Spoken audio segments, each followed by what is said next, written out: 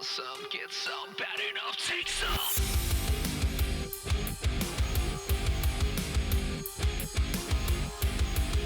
Hello, welcome to episode 97 of Fagin to Bagel with Gangrel, Shady Raymond in the corner. We're missing Nicole tonight, but we're in Vegas with a special edition. I have my dear good friend, and he said this to other people one time about me, but I believe it's about him. That 5 fingers on a hand, he's on that hand as a person I would trust and leave my loved ones in the room with and everything else. Sinn Bodhi, how are you, sir? And thank you for allowing us in your city. You're welcome for being the city of Sin there. You're welcome in my city any day of the week. Thank you for having me. So I'm in town for the premiere of The After Dark tonight. So Yes, it's a movie that Sin and myself did, a vampire movie, a punk rock vampire movie with Tom Devlin. And so looking forward to that. We'll get back and touch base on that. But since you have you here, I never get to talk to you. It's supposed to be a wrestling podcast. I finally have a wrestler on here. So, but I don't know. Use that word loosely. I mean, I look at you as I hate to say artist, but you're like, I don't look at you as just a wrestler. You're kind of a divine creature of. Oh, go on. Oh, go on. You're just so creative, like everything from, if we get to take a before picture and a now picture of you, you were like such a pretty boy with the long swaying hair, probably what they pictured Lucifer themselves. And then, a peaceful, love-making Lucifer, and then you get the pissed-off Lucifer look now.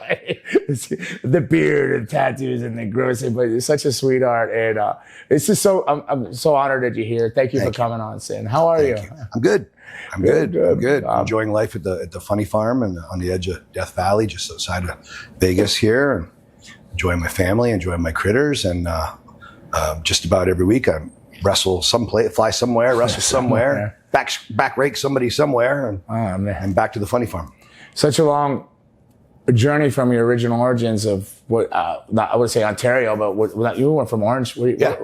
Yeah, Orangeville. So you're from Orangeville. So started out in Orangeville. What made I met you? Were you wrestling when I first met you? You weren't wrestling yet. I think I may have maybe either had just started or I was about to start. Right. It was that long. Man, that was long. It was a while ago. When the wheels were still square. Where was that? In Detroit? Was it Detroit or was it Chicago? Chicago. All I know is we walked across the venue in the snow and we ate and you gave me a book, Fred the Possessed Flower, because you did You called me Fred for Fred for the longest time. What made you, well, I know you were childhood friends with Adam and Jay, Edgy Christian. Yep. But were you all fans of wrestling? Did you want to wrestle? Did you watch wrestling? Because you started out a different route. Like you were doing the artist. You were more of an artist with the book. So like me and Adam, we would sit there and draw wrestlers all the time and characters and costumes and things like that. And me and Adam and Jay and a couple of our other buddies, we would make up funny characters in high school. We'd wrestle, under the stairs in the foyer behind the this and that, and think of the silliest characters and so forth.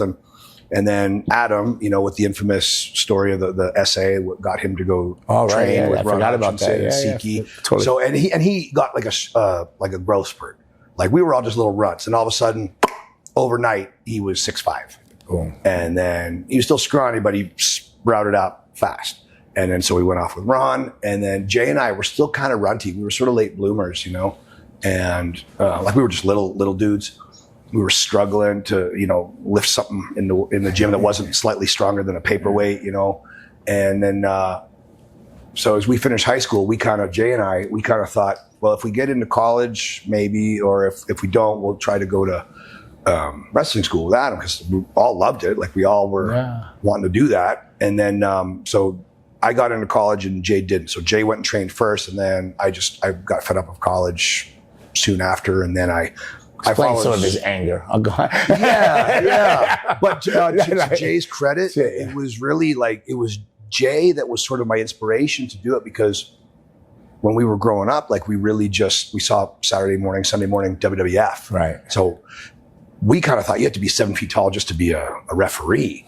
Those guys were big boys, I know when I started at I was 6'2", 230. They told me I was too small. Right. It would just be a junior heavyweight at most. Right. If you ever got work. Right. And that was in 87. And we only ever got glimpses of like maybe Rock and Roll Express or Road Warriors or Flair, some such in like a PWI or Pro Wrestling, anything like that, but we didn't see really a lot of the stuff until a little bit later on. And so when Jay did it, like Jay's maybe a hair taller than me, but I got him by 20, 30 pounds. So Jay went and did it, and I was just like, I think we're kind of small to do this because we didn't know about cruiserweight wrestling. We didn't know, and I mean, we're both 6'1", 220 pounds, Like But were you a black belt by then? I was. I not in high school, but I was later en route to being one.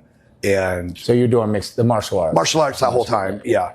But still thinking, again, I'm 6'1", 200 pounds. Profile of us. Yeah. And I'm thinking I'm a runt compared to like what I see on TV, Right. And then when I thought when Jay went and his scrawny ass went and did it, I thought he's doing it, and hell, I'm gonna go do it. So I credit Christian, I credit Jay with me having this inspiration to follow that dream. I would have loved to do it. I just thought we're way too little, and Jay proved me wrong, and I was happy that he proved me wrong. So it's all Jay's fault that people were subjected to seeing Sinn Bodhi. I think you're a blessing to pro wrestling. Thank you.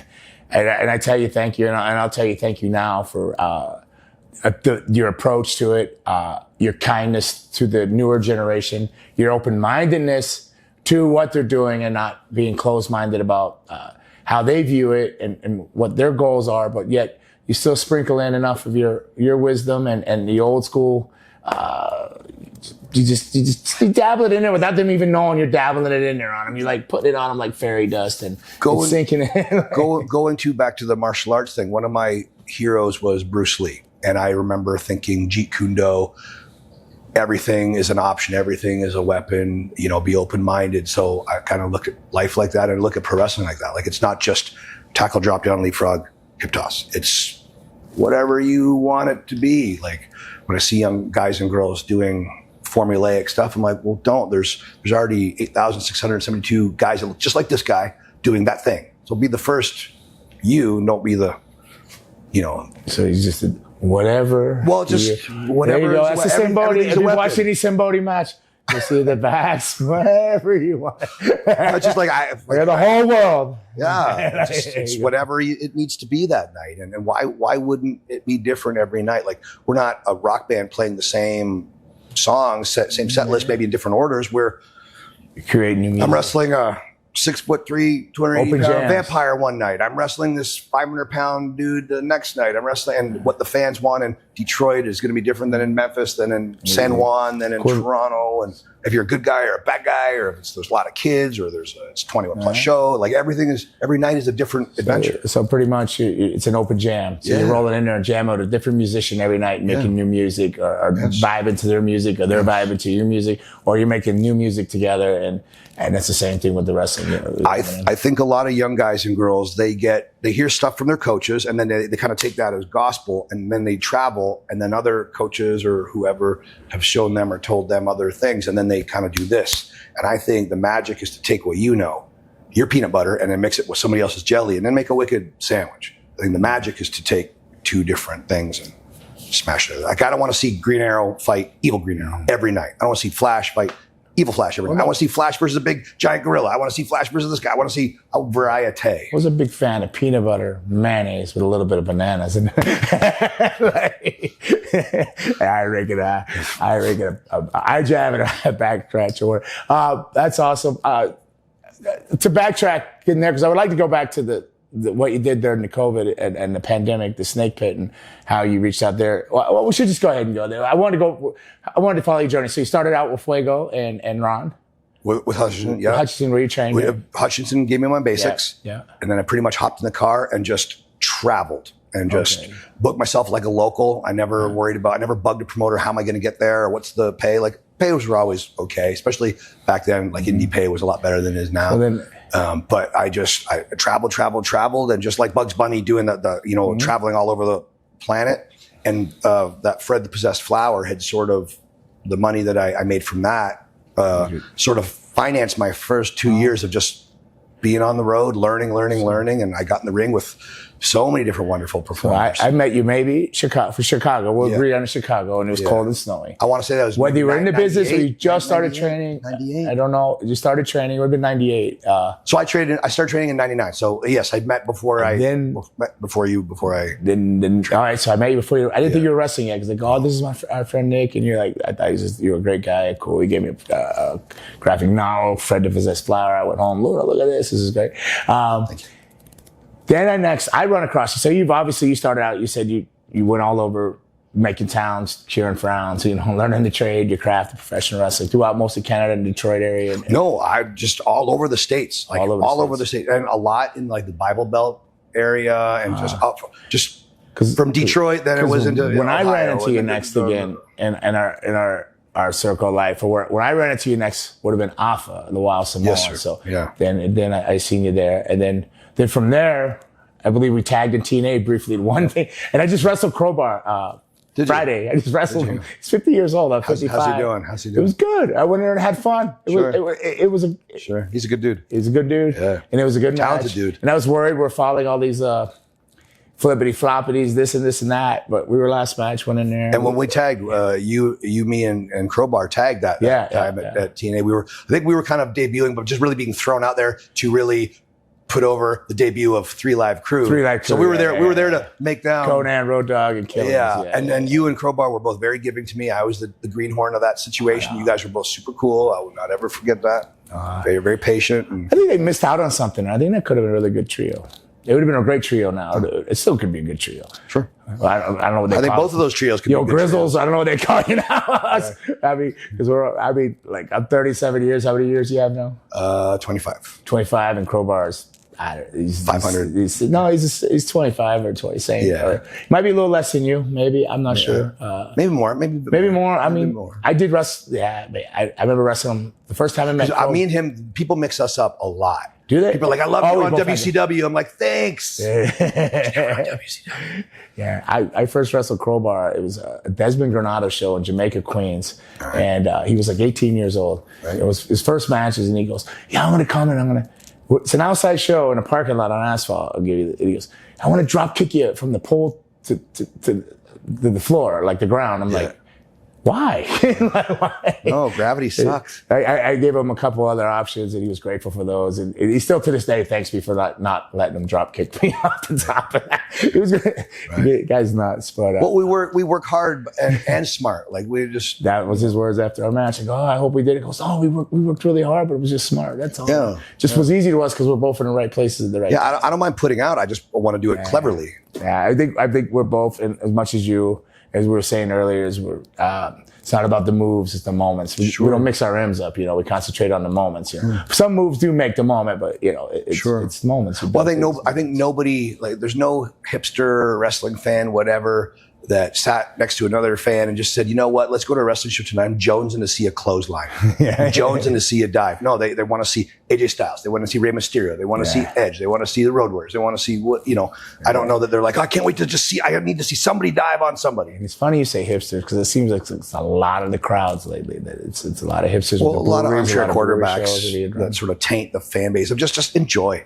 Yeah. WWE, AEW, TNA, NWA, New Japan, whatever it is that floats your boat, just enjoy it. It's a bunch of guys, really, and girls working so hard to entertain you. Just enjoy it. If you don't like it, change channel. Nice. But otherwise, like, we're busting our balls, to entertain people. So you've all through the States, Bible Belts, you said there. Yeah. I bet you on Alpha shows, and we know you work for little or nothing there. We've all done that, and you're working hard, but it's great experiences we're learning. Before WWE, you also went to, I think, was it before WWF, or was it WWE when you went there? Was it WWE when? I was there I was doing dark matches right after they switched, which I was so upset about because I wanted to wrestle at WWF. But you have done England by then. It was England after. Yeah, I so did, you've already done England. That was one of the first places that I spent a lot of time. Right, Dixon, I learned a lot in England. I did 18 straight years there up to the pandemic, almost 6 months out. In England, in Puerto Rico, and really just from Toronto all the way down to Tampa and kind of different state adjacent, like over from Georgia to all in Texas, wherever. I think I learned a lot because at that stage of the game, I was green as goose shit, but I think I looked interesting and I was a big enough dude where promoters could go, okay, he looks interesting. He doesn't look like a meal or a glass jaw that I could feed some WWF guy. So instead of paying for the money of 2 WWF guys, I can pay for one and I can put this kid in there. And he doesn't look like he's just going to get clobbered in 10 seconds. Like he looks mean enough and odd enough and whatever to facilitate that illusion. So, you know, every time I was in there with those guys, I just learned. I also feel like it helps, like the size I am and the size you are, our heights. And when I go in there, we could work with the smaller guys. Yeah. And we're believable enough, like you said, to go with the larger, the bigger guys. And there were some really big guys when we started. So it's good. So how did your journey come about with WWE? Like, so you did all this other stuff. You've been working on your craft, and boom, now you're rolling into the show. So I had kind of 3 weird little experiences with them. So super early, like damn near right out of the gate. Like I couldn't have had 30 matches under my belt, and Adam got me a dark match. And I was too green and too excited and too dumb to know it's not a good idea. But you're not going to turn it down, you know? No, I went out there. Hundreds, I think. Yeah, I went out there. I never said no, Man. And I should have, but I didn't, yeah. Well, I went out there and I proper shit the bed. Like I was good enough where I could be led by somebody or whatever, but they put me in with this other guy who's a super sweet guy, but he was also green like me. And he got nervous. He was big and just jacked, like he was 280 pounds of just beef, you know? And I just couldn't move him. And he kind of froze. And I didn't freeze, but I was just too green to know how to maneuver him. I could do that in my sleep now. But back then, yeah. But then I didn't know. And we shit the fucking bed big time. And it was awful. And that hurt my career. And it put me in a bad mood for years. Like I just used it as fuel to like, I'm going to go back and I'm going to fix this. And a couple of years later, I went back and then I did a bunch of dark matches, and then they were happy. And then I ended up going to OVW after that. And then I got hired out of OVW. There you go. And that is what they came up with, the Kizarny. Yeah. No, so I know you're not. I don't know if you're a fan of it or not. I know you don't want to be. You don't hang your hat. I'm appreciative of it. You don't hang your hat on it. No, for sure. By no means do you hang your hat on it. No, I'm appreciative that I got that opportunity, and I'm appreciative that Vince took the time. The only reason I'm asking is because the one person in the room over there, all he wanted to do was talk about Raymond back there behind the camera. He's not working he's like, oh, he's waiting school. This is like the character. They were waiting for this character to do this stuff, and he was so excited. So he was super excited to get this interview. So I had to ask it. I would have tiptoed around it. Would have been talking about the steak pit, what you did, the pandemic, which we're going to go to right after this. Okay. But all good. Because I know we both got a premiere to get to. We're on limited time, and But I'm not. This guy's got to know, like, what's your thoughts? So I was wrestling. I chose to look like that. That was me at the time. I get bored and I change things. And thank you. It was very much to me. It was Dee Snider, Green Goblin, Michael Hayes, Rip Rogers, all kind of, smashed together visually. Yeah. But I was a legit circus guy and all that stuff. And I chose to look like that. I was wrestling as Sinn Bodhi for FCW in Florida. And then, I guess what was happening was Vince wasn't happy with a bunch of guys that were going up, and then they just, I don't know if they were ill prepared, he just didn't like them or whatever. And so there was like a memo kind of sent down to FCW where they're like, I want 5 TV ready guys now. And so Doc and Kern and Dusty, they picked 5 of us. I was the first pick. Ziggler, Swagger, Byron Saxton, and DJ Gabriel. It's a good group. So yeah, they're all good dudes, buddies of mine, talented, all of them talented and nice. And so DJ Gabriel, is that the South African guy, or is that? No, he was that big jack. He was a big jacked up British dude. Oh, Steve Sonic. Yeah. Yes. Super wrestled many times in England. Yeah, super good dude. Yeah, yes. Yeah, wrestled him plenty of times in England. Super good dude. We would always joke and say we liked him behind his back. Like whenever he was around, we're like, fucking asshole, whatever. And he's like, oh, what, mate? Come on. And as soon as you walk around, like, oh, he's such a nice guy. I can see that. Well, we took him, we were all at a all-you-can-eat sushi bar one night, and he made the mistake of putting his green tea ice cream, his mochi down in front of us, and he went to the restroom, and me and allegedly Heath Slater and a few other FCW guys were like, and he came back and we wasabied it, and he stuffed it in his face. He's like, "You bastards!" And he ran running like he looked like Yosemite Sam with burning out of his nose, smoke coming out of his ears. The red just went. Oh, man. It was pretty good. But so I chose to look like that, Kizarny. Vince, after having my sit down with Vince, he came up with the Kizarny name, knowing that I came from the carnival and I was a legit circus guy and all that stuff. So I was just appreciative of the spot. And again, going back to my basis coach, Ron Hutchinson, he was just like, always be a good soldier, do what you're told, make the best of it, get down. And that's what I did. Yeah. I liked it. I mean, I don't know much about it. I didn't get to see much of it. I didn't like it and not like it. I needed to wrap my head around it. But the part that I didn't like was he asked me if I could speak Carney, and I said yes. Yizas I Kizan. You can, yeah. He's like, all right, good. Then you're going to speak Carney.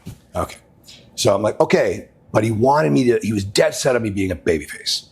So I decided if I'm just going to speak this Carney pig Latin gibberish, it's going to get irritating. And, nobody needs an irritating babyface. Like if I was a heel, okay. Yeah. So like when he first said about the Carney stuff, like Dusty would work with me down in FCW. And I was still kind of a heel because I didn't know I was going to be babyface just yet.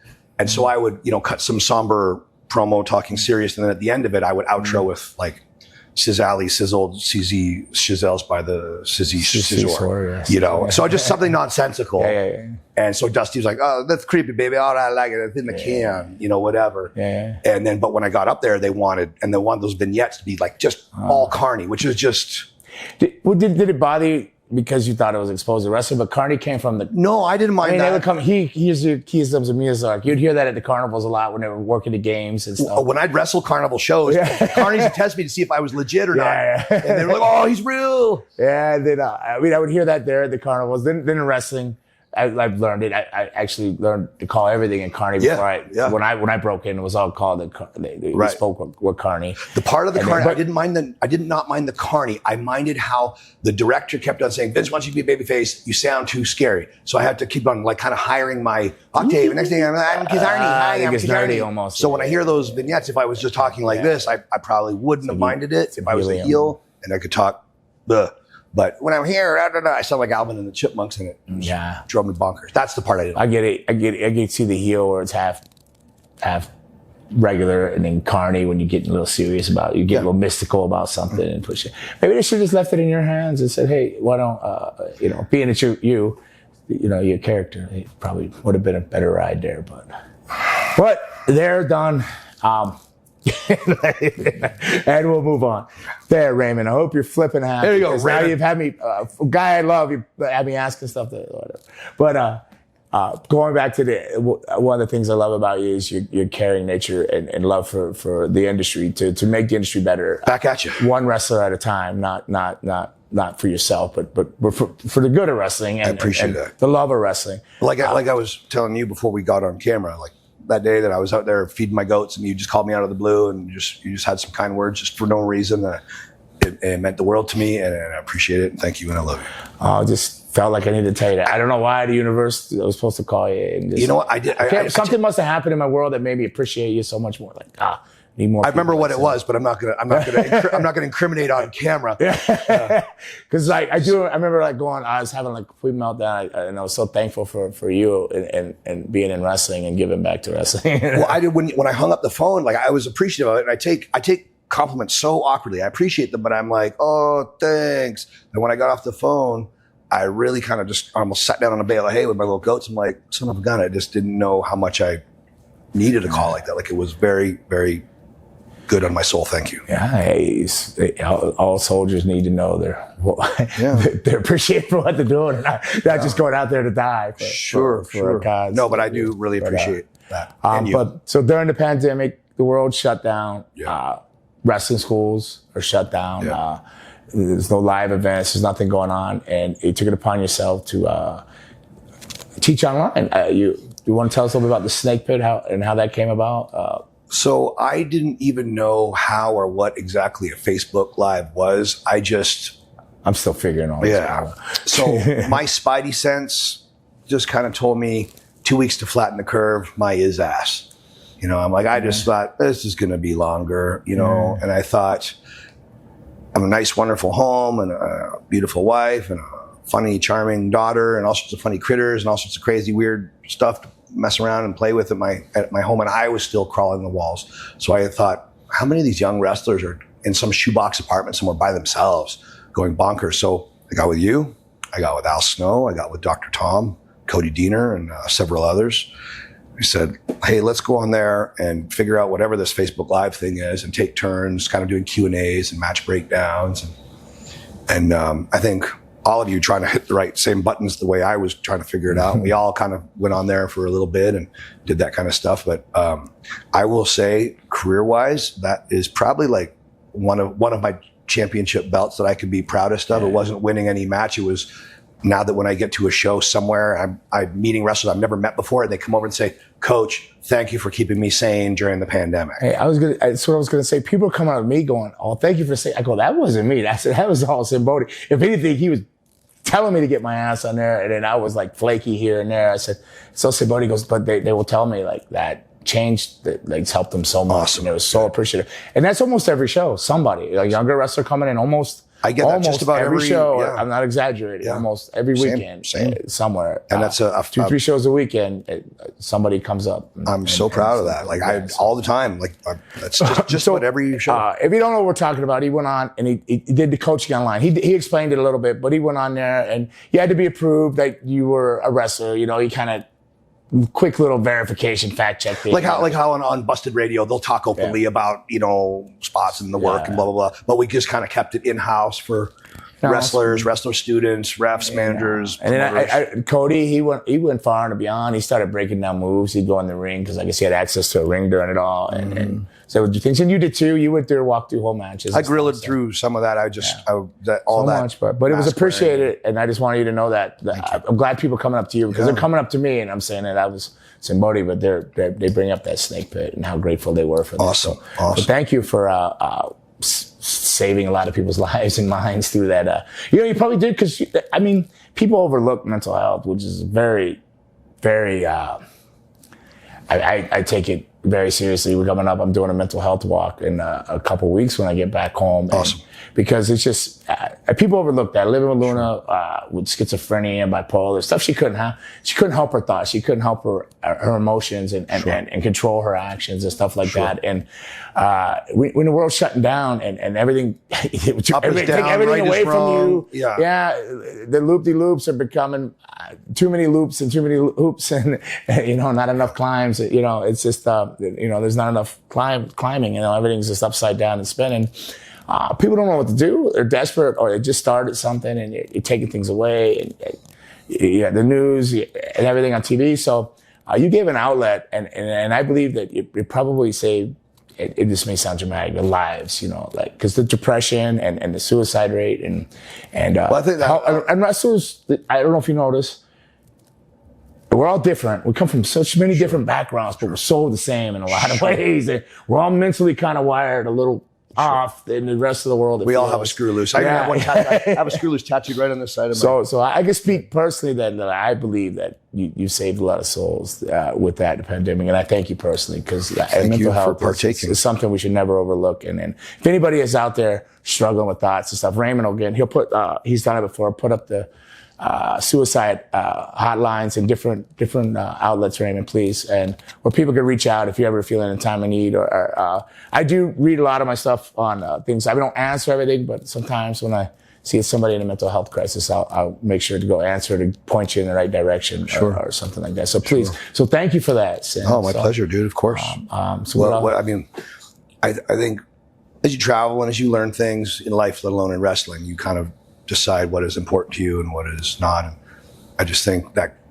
kindness and open-mindedness, but strength and empathy together, I think is something that it can be almost contagious. Like if somebody was nice enough and taught me something, why couldn't I pay it forward? And then maybe that person will pay it forward and so forth and so forth. It feels like the world's so busy trying to turn us against each other and pit us against each other instead of uniting and uplifting each other and hand up, not hand downs, and well, look at how many indie shows, every indie, to me, every city is like this weird little, it's like a multiverse of all these cities, and there's always the funny guy, the dickhead guy, the whatever guy. Everybody's like, there's like the bizarro world of like all these different things. And these indie shows, they'll fight with this, like just, it's not even a storyline. It's just they're fighting over scraps. So like, it's hard enough to have little successful indie shows while you're working together, let alone while you're doing this. So just knock all that bullshit off and just, help each other out. The multiverse. I feel like I'm in the wrong multiverse every weekend. I sit in some of these shows and I'm like, what? I just listen to the people around me, and then I'll try to help in any way I can. It's casual or it's not abrasive, and I ease it in there. And well, I think we think the way we think, and I think we're fairly old school guys, but I think we're both open minded. Like again, I would say new school and old school. I am that bridge or the water in between. Jeet Kune Do, be water. Water can smash rock or water can wiggle through the cracks. Be versatile, But I think if us as more experienced guys, and we're probably more experienced guys on the playing field these days, I think no young person wants to just hear how shitty they are, how dumb they are, how whatever they are. Like, oh, you're doing it all wrong. Why don't you just learn how to call it? Blah, blah, blah, blah. They don't want to hear just like this barking. But I think if the coaches, I think, have a little bedside manner, a little patience with good intel, but vice versa, I think then the young guys and girls have to not be so egotistical or so sensitive or so fragile. Like it needs to be a two-way street, like peanut butter and jelly. Yeah, my route now is I'll let them call a match to me. I'll listen to it. I'll say, just call the whole thing. You know what I do already, right? They say, yeah, I watch it, because they watch. They do watch. And they know that they're going to work you, and they know your my moves, whatever, my 5 songs. My punch better be good. Yeah. It's all I got. So they'll call this stuff, and I'll listen. I'll go, okay. And I'll go, oh man, I kind of got it now. I got bubble guts. So I gotta go to the restroom. I'll be back. And I usually have to go to the restroom after listening to all that. And then I do. Right. And I sit in there, and I'm sitting there in the office going, and I'm running and smashing my head. And I listen to the things he wants to do and the moves they want to do. And I'm like, all right. So I run it through my head, and then I go, okay. And then I clean up, wash the hands. I come back out. All right. Let me call it to you, but just don't stop me, because I think I got it. Just don't stop me. Don't interrupt me. Even if I'm wrong, just let me call it to see if I can remember it, because I'm getting kind of goofy in my head. Like, right. And then I'll start calling it. And they go, I go, no. And then I finish. And I'm calling it in a whole different order than they called it. But I'm still about the time that they're going, they start to raise their hand. I put that move in, they want it. And then I get that call, and I says, is that it? And they go, no, but that works. That's really good. And then I just took what they wanted to do, what I know I can and can't do. These are the droids you're looking for. Yeah. I come back, I call it, and they're like happy. And I'm happy because I put it in an order I can live with and not lose sleep with overnight. Sure, and then hopefully I'm thinking maybe they'll take that formula and they'll play it for it or something. And if they ask, and then I'll explain it to them. Jedi tricks. Yeah, for sure. But man, I don't. We're running out of time, but. We're here tonight for the premiere of the After Dark. I can't wait. I talked to Dom a lot, but I was terrified like to act. I know you've done a few projects with him. He explained how you met him. You worked the Full Moon when you worked on Art Things. You guys clicked, and I know you've done some projects with him. Tom's a good dude. But when he said he reached out to you, do you think? Because I remember I met him at your school, but I didn't realize I met him at the Snake Pit. Halloween show in Vegas. He was doing clown makeup. Yes. Clown makeup when we did the machete. Michael Jackson knife fight. Yes, he did. Yeah. That's right. One of my favorites. Right. Out of all the freak show stuff, that was my favorite. Like the Michael Jackson knife fight. If you don't know what that is, you want to explain what a Michael Jackson? That was one of my. To be honest, that was one of my favorite bits that I ever Raymond, you lost over there with that. So I asked Gangrel. Said, would you mind if we taped our hands together legitimately, and we got legitimate machetes, and just as it looks like the scary vampire and the scary clown are about to get down, then we beat it over the loudspeaker, we kind of ting cling cling cling, and then we'll blow into our serious match. But let's give them that kind of funny. And I think kindergarten copying this character, I think at that time it was always serious, and still to this day it's always serious. So I always had fun on Freak Show with you, because I'm like, what scenario can I put that vampire in that he's never been in? Like, you want to see scary, awesome, cool vampire coming out to the baddest, awesomest wrestling music of all time and spitting the blood, and it's awesome. And he's going to do that every night. And of course I want that, but I want to Kindergarten Cop. I think if you took a comedian and you put him instead of Arnold in Kindergarten Cop, it would have sucked. But because he was such a blow him up, serious action movie guy, the juxtaposition was the genius part. Right. So the music would play, and you would battle with Yeah. the machetes. When the music stopped, you froze wherever you're at. So there's been a time that the machete was at somebody's nuts and then somebody's throat at the same time. It's just clever stuff. And it was really fun. But a little side bit from that, I don't know. Do you know my reversal? That reversal doing wrestling, that whip? Yep. The rip. You know, I know it all too well. Yeah. Yes. All right. I've been on the receiving end of it enough times. All right, yeah. So do you know that I used the Michael Jackson Beat It video to teach that whip? That's awesome. That's awesome. So I guess so. You got to pull your knife back here. that's You go. You switch position. I say, watch the fight scene. I said, that's where my reversal comes from. Sure. That's my reversal. Sure. That's where I got it from. I think people too, when they thought maybe there's going to be rubber or something, when you could see sparks. Oh, yeah, when we I think clang, so. you're going to clang. I think I cut you. Sparks. Didn't I get you with a machete, or did I get somebody else when you had to do it? Yeah, you got me, but it's okay. Okay. I just chalk it up as one of my tattoos, you know. But oh wow, it's okay. I asked for it. You know, I wanted to saddle up with a vampire and with a knife. You know, what else are you gonna get? You know. Sorry, it's stiffy. No. You give a stiff grizzled guy a knife. Oh, a machete, not a knife, a machete. A machete. Yeah. I think over the years we've done some pretty heinous things to each other, but cool things. They're good stuff. We've blown each other up a couple times. I have never had anybody, Raymond. This guy, he goes, "You trust me?" Of course I trust you. All right, I'm gonna put a necktie of firecrackers on your neck and light them. So he took a necktie, put it on my neck, lined with firecrackers down here, and then lights the fuse, and these firecrackers blow. I'm like, what the fuck? I just froze. I said, safer than a pile driver. driver. I must really love and trust this fucking clown. Safer than a pile driver. It was. But Didn't punch your bump card. No, the bitch was. It punched my adrenaline card though. Sure. I was ready to go skydiving after that. I was ready to go skydiving. Sure. Oh, tremendous. Sinn, come. You're also like you're making. I know we got to go, but like, gosh, there's so much you do and so many things. We can do so this can you tell anytime us you about want, I go. Where was I in somebody's living room the other day? And they're like, "Oh, whose house was I at?" And they're like, "Sinn Bodhi maybe this and Sinn Bodhi maybe that." And it was in Baby Juice, AJ's house. He was showing me the Bruiser Brody. Or, I don't know. You made him a couple other things. You want to tell us about the figures you do, or people about that? So, or is that something you keep to yourself? Or? No. I definitely, it's a hobby turned side hustle for sure. Especially again since the pandemic, it was a snake pit, and then for me, I haven't gotten a Gangrel run yet, so don't worry. It's not kayfabe. It's in the works. It's just in the works. So yeah, I just to keep myself sane. Back in the day, I think off of WWE money, I treated myself to buying those old LJ Ansels rubber wrestlers from when we were kids, you know, because I had my whole set stolen when I was like a teeny bopper. Like they were in my parents' garage and somebody fucking stole them. And so I thought I had a few extra bucks. I'm going to treat myself, so I bought them. And then when the pandemic hit, I kind of thought again, Spidey sense, thinking, well, I think I should be as liquid as possible. So I sold them for not as much as they were worth, but for an okay penny.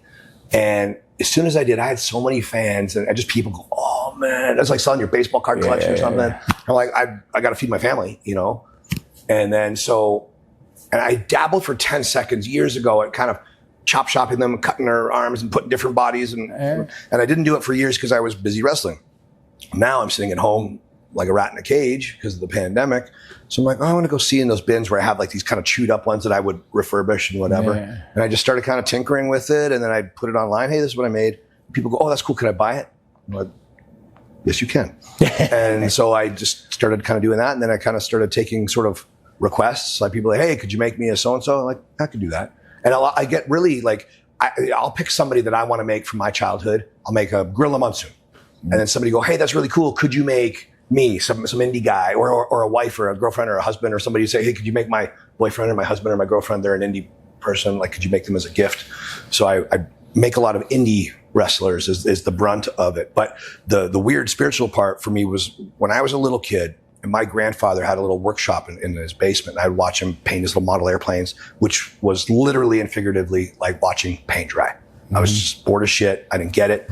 But he was kind of going back in time. He met my grandma in World War II. He was an airplane mechanic, and my grandma was a nurse in World War II. She's a British nurse, and they got married and all that jazz. So I think he was just kind of going back to when he, felt important or whatever. And then so for me, it's just a nostalgia thing. Like when I was a kid looking at the Road Warriors and all these different characters, oh my gosh.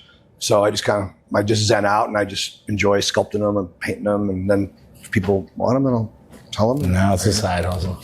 Everybody, the lovely, multi-talented, fascinating creature of the night, creature of the life, creature of loving and giving and nano prosperity and all that kind of shit. There's no label I can put on you. You're just an amazing human being. Thank you, sir. Back at you. And I love you very much. Thank you, Sinn Bodhi, for coming on here. Sorry, rushed it. I could talk to him all day. Literally, I didn't cover anything that Raymond sent me 20 pages of notes on. Because Kizarny pages of nizotes? Yeah, nizotes. Kizarny pages of nizotes. Like, so Fizak, Yizu, Rizay, Mizon. Diazabel, the Kizarny. Rizay. Diazabel, Diazach, Biazas is the first place I heard Carney double Dutch buzz, you know.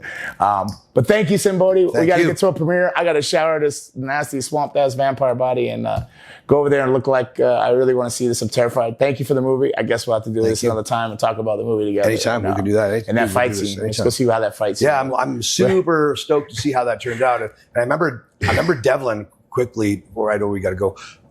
He was baffled that we didn't kill each other in that thing. I'm like, we didn't touch each other. Yeah. And he was just like, you guys saw, I watched every second of every angle of that. Because you guys were like knuckles right on you. I'm like, nope, we didn't. I did say that we tried to destroy the furniture because it was 4 in the morning and I was freezing. I didn't want to do that fight scene again. So I knew we had one take of certain things. We just destroyed it all, got through it, so we had to do it. But it was great. I had a blast doing that. Me too. Anything I do with you is amazing. And I'm always back at you. Even when it's new and I'm out of my comfort zone, like going back to like the freak shows or the firecrackers on the neck or the After Dark here, co-starring with you, and a punk rock vampire movie. It always comes out good on the end because of you. Thank you. Well, I'll close with a compliment and say, out of all the Hall of Famers I've wrestled, and I've wrestled Road Warriors and just, you name it, Bundy and Earthquake and Jake the Snake, and you just name it. Gangrel is my favorite opponent and my favorite tag partner of all time. Wow, thank you. He is a great tag team partner. I was Fagan to Vegan, episode 97 with myself and Sinn Bodhi. Thank you, everybody. Good.